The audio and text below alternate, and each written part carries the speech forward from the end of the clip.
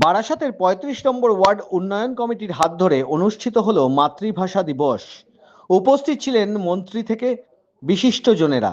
আমার ভাইয়ের রক্তে রাঙানো ২১শে ফেব্রুয়ারি আমি কি ভুলিতে পারি আন্তর্জাতিক মাতৃভাষা দিবস উপলক্ষে উত্তর ২৪ পরগনা জেলার বারাসাত পুরসভার অন্তর্গত ৩৫ নম্বর ওয়ার্ডে হৃদয়পুর উন্নয়ন কমিটির পক্ষ থেকে পালন করা হলো মাতৃভাষা দিবস।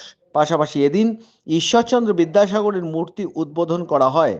এই অনুষ্ঠানে উপস্থিত হয়েছিলেন রাজ্যের খাদ্যমন্ত্রী রথীন ঘোষ।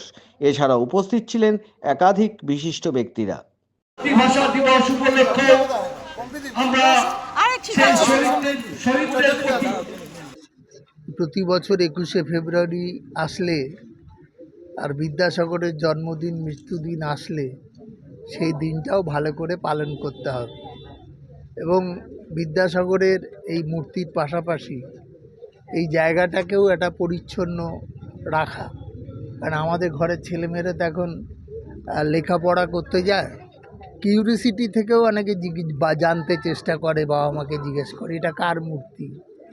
তখন অন্তত এই ব্যাপারটা মাথায় আসবে যে ঈশ্বরচন্দ্র বিদ্যাসাগর এবং বিদ্যাসাগর এই ভাষা আন্দোলনে তার কি ভূমিকা ছিল।